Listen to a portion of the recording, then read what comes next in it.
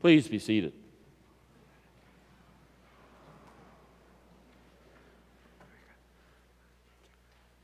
Let's come to our Lord in prayer.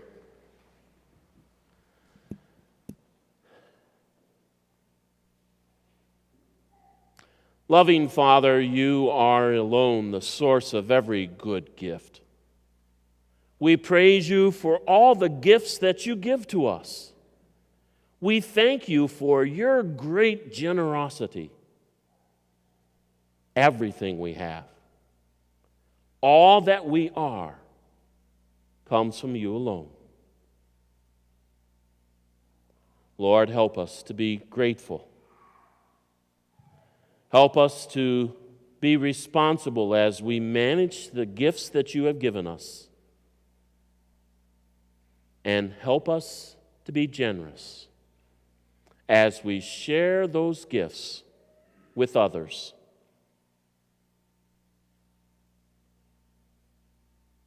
We make this prayer, Lord Jesus Christ, in your most holy and precious name. Amen. How to win in the game of life. Many of you probably do remember that game and played it. In fact, did you know that the game is older than all of you? A guy by the name of Milton Bradley, there actually was a guy by that name, invented the game of life. Anybody want to gander or guess? Wild guess? How long ago? 1930s? No, way back. 1860. 1860. And I'm thinking, holy cow, I was playing that game, more than 40 years ago. Remember the little cars with the pink and the blue pegs, and you land on the different spots, Man, I used to hate it when I get a pink peg. Okay? Man. And you had spots for 4 kids in the station wagon type thing. Do you remember that? And then you had to win the game of life. You land it. You had to get a good job. You had to land on paydays. You had to buy insurance. And as I was looking through that stuff, I'm looking through it. It said, you had to have house insurance. You had to have car insurance. You had to have life insurance. But at least the version I was looking through, they didn't even have health insurance. Boy, who wouldn't want to be without that today, right? The game of life. The game of life. Okay, I don't want to be accused of pulling a fast one on you, but I am. Okay, these next 6 weeks, as we talk about the game of life, are going to really be about stewardship. Oh, no. You're going to be talking about money again? Oh, stewardship. Oh.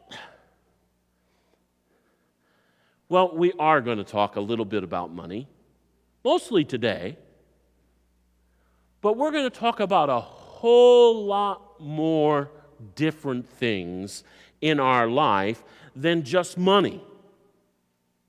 Because the game of life is a whole lot more than just money. Let me share with you a definition of stewardship. Christian stewardship is the free and joyous activity,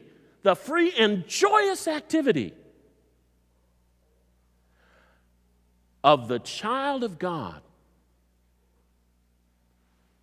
All of us are children of God, right? Notice it says Christian stewardship. We all should be Christians. We all should be children of God. Really, only Christians can have stewardship. And so, let's go on. It's the free and joyous activity of the child of God and God's family, the church. That's all of us. That's Bethlehem in our case here, right? In managing all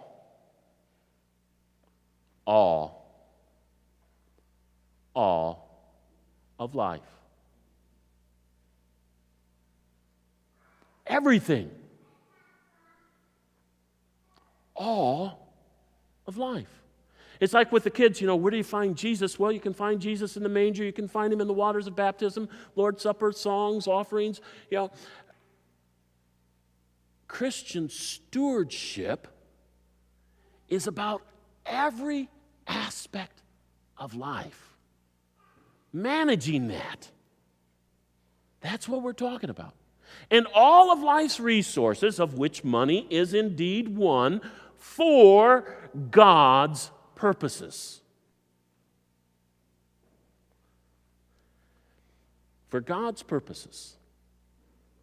So when you go to work, tomorrow perhaps, and if you get paid on Fridays, when you get paid on Fridays, okay, and you get that money, one of God's purposes for you is to provide for your family. That's Christian stewardship. That's one of God's purposes. Or, you send your kids, and many of you send your kids here to Bethlehem School, and you pay for that. That's part of Christian stewardship. You use those resources that God has given you for God's purposes. Or later on, when we do pass the offering plates and you put in there your offering to God, that's part of Christian stewardship for God's purposes. That's why Bethlehem exists, to serve God and to serve His purposes. That's everything. It's all encompassing. There's nothing under the sun, there's nothing in this universe that God hasn't given us that we can't use for His purposes.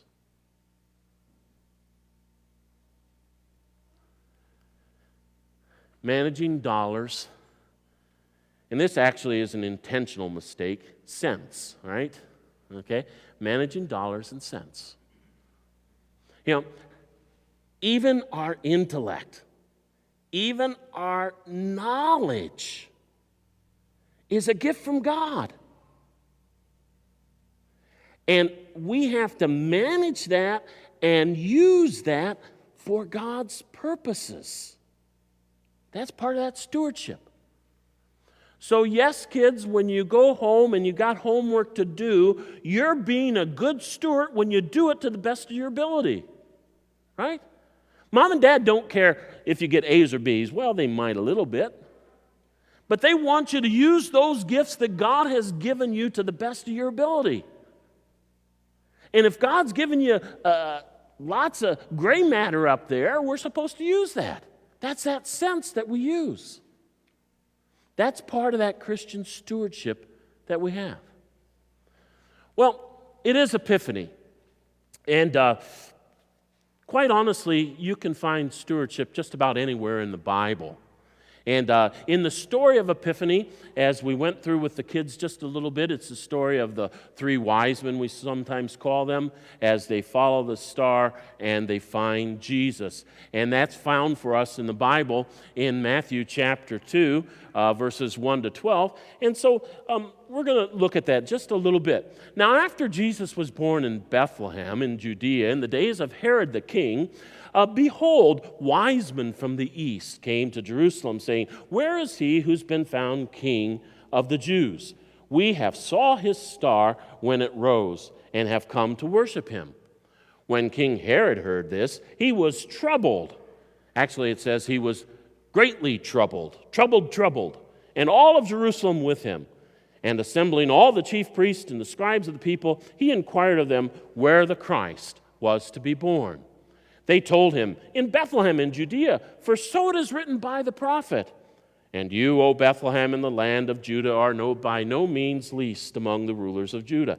For from you shall come a ruler who will shepherd my people Israel."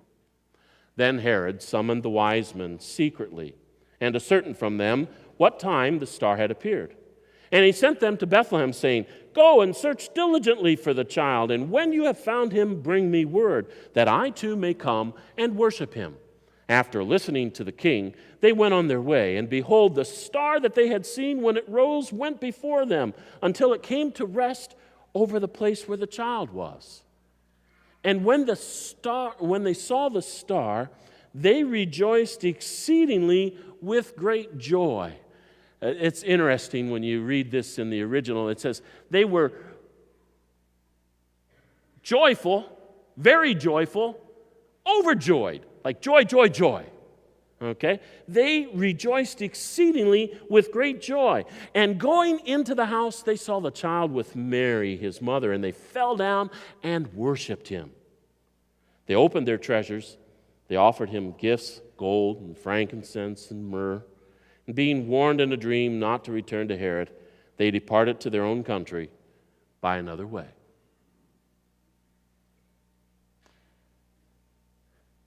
Managing all of God's gifts, all of life, for God's purposes.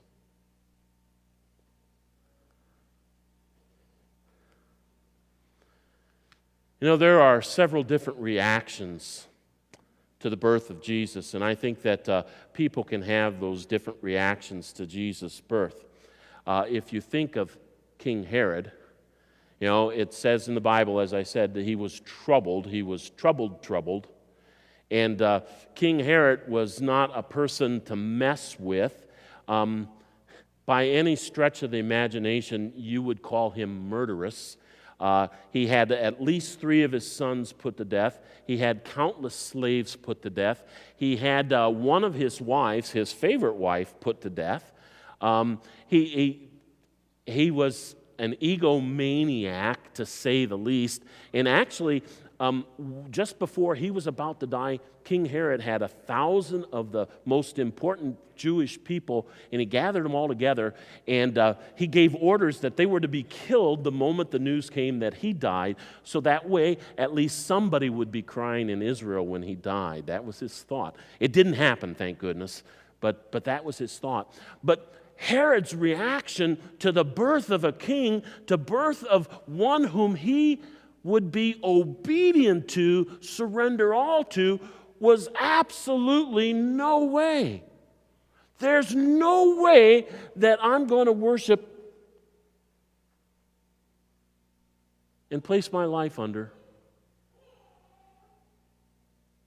this child called Jesus. That's one reaction. Now, we don't have too much of that today in our society, but there's some of it. We have a lot more what I think would be a second reaction that we hear about in this story. Herod doesn't know where Jesus is to be born, so he goes and he consults all the chief priests and all the scribes. He goes to all the pastors, right? And pastors ought to know something about religion. And he goes to them and he says, well, where's Jesus going to be born? Of course, he's got evil designs, but he goes to the pastors and says, where's Jesus to be born? And they know right away because they know the Bible. You know, they've got a lot of head knowledge about the Bible. And they say, oh, in Bethlehem in Judea, for the prophet wrote, you know, you Bethlehem of Judah, though you're least among the clans of Egypt. But what did those scribes, priests, pastors, Christians, what did they do when they found out about Jesus?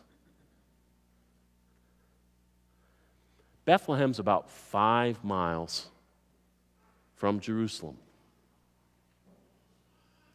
It's downhill. I'm not the quickest walker, but I can get there in 2 hours. If I ride my bicycle, I can get there in 20 minutes. And Trevor, you can probably run it in about 30 minutes, right?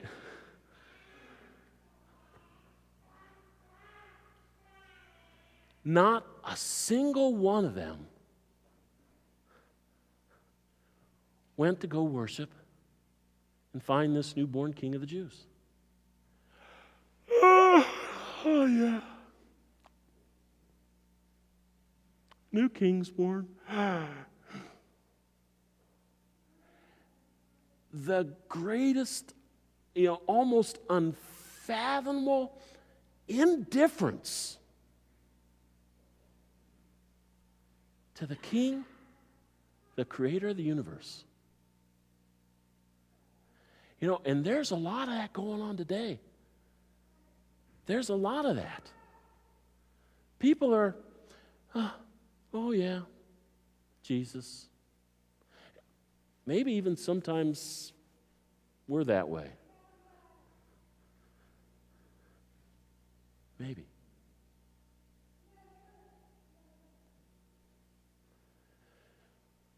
The wise men, they go with joy. Overwhelmed with joy. And even greater joy to worship the baby Jesus.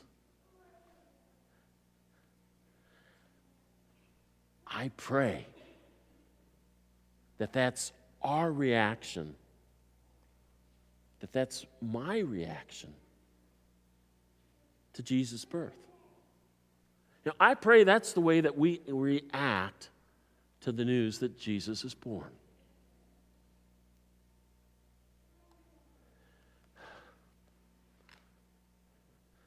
Going to be a little bit of a myth buster.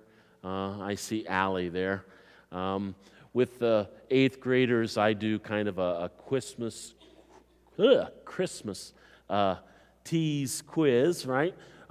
Allie, would you care to share how many you got right on the quiz? Do you remember? You don't want to share. That's okay. Nobody does. No, there's like 28 questions, something like that. And most of the kids, they think they know the Christmas story and the true Christmas story, and most of them don't know the true Christmas story. And part of it is about, the 3 wise men, or sometimes we call them the 3 kings, and here at Bethlehem we do have our king's possession, and don't want to do away with that.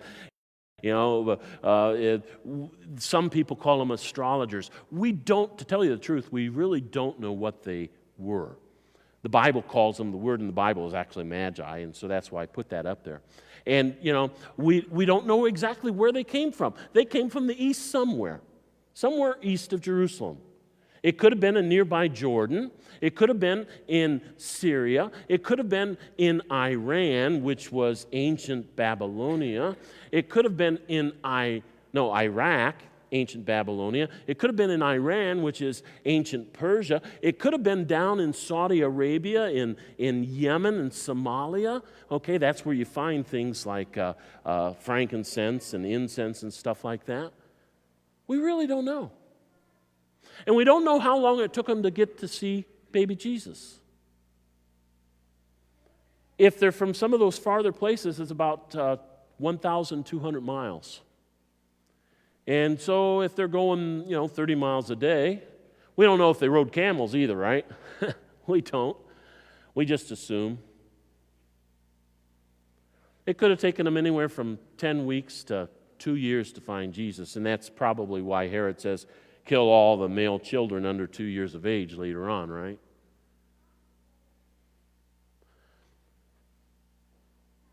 But think about how they used the gifts that God had given them. You're going on a trip, and this was not a small trip, 1,200 miles. They had to plan that. I'm sure that they had servants. If they were wise men, if they were kings, if they were just important people, this was a big to-do. They needed a van bigger than my big van, to go on their trip to find Jesus. They managed life's resources. They used those things, some of the gifts that God had given them, and they managed them to go and find and follow the star and to find Jesus. And then they give him their gifts. Gold, gift for a king. Frankincense, a gift that they used in the temple as they offered up their prayers. Myrrh, a gift that they used to basically embalm people, a perfume that they used at death time because God somehow let them know that Jesus' ultimate purpose was to die on the cross and to be buried. But they used those gifts that God had given them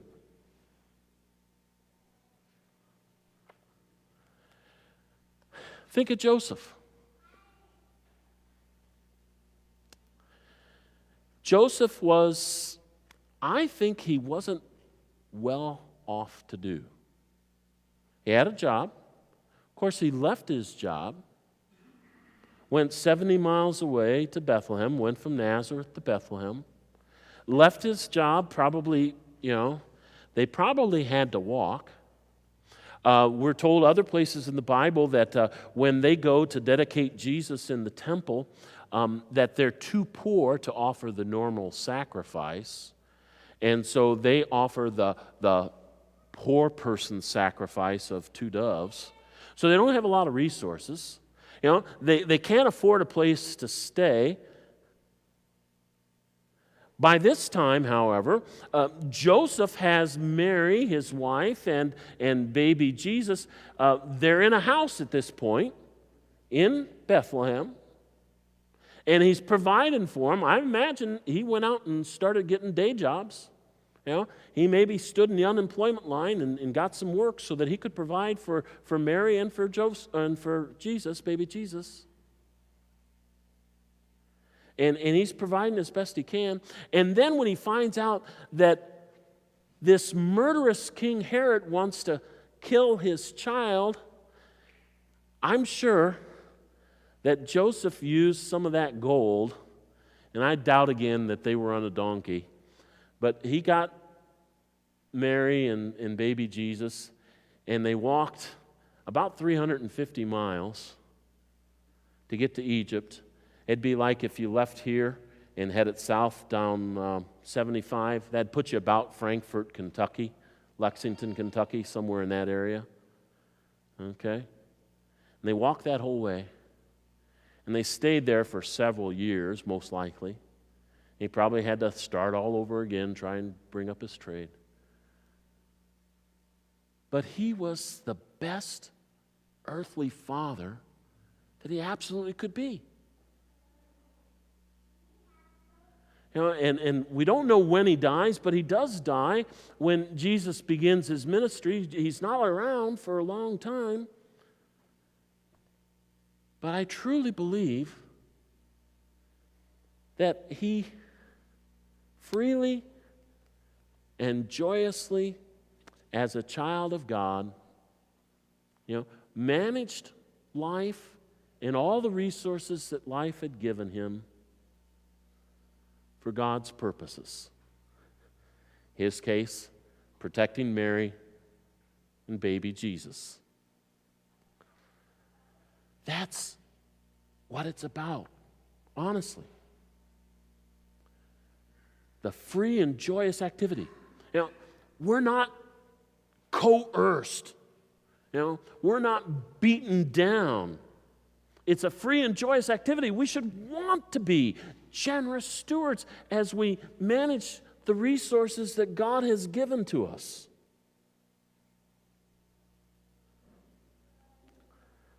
How to win at the game of life. As you came in, you should have received one of these cards like this. If you didn't, you can certainly get one. But we're going to give you just a second or two in a moment to look at these things. And these are just some starter questions for you. Maybe you can kind of self-rate yourself. I have a budget and follow it. You manage life's resources. Okay? I'm saving money for future needs. The old use 80% of your income to live on, 10% to save up for future needs, and another 10% for charity work, for tithes and offerings, right? I'm generous in my giving to church and to other charities. It's all part of that. It all comes into that. And there are many, many, many other areas of stewardship that we consider. And then what we'd like you to do, if you notice, they're perforated. And there's 2 areas here. Write down an area that you can improve on both of these. The bigger card is for you to take home. Maybe you want to put it on your bedroom dresser where you see it.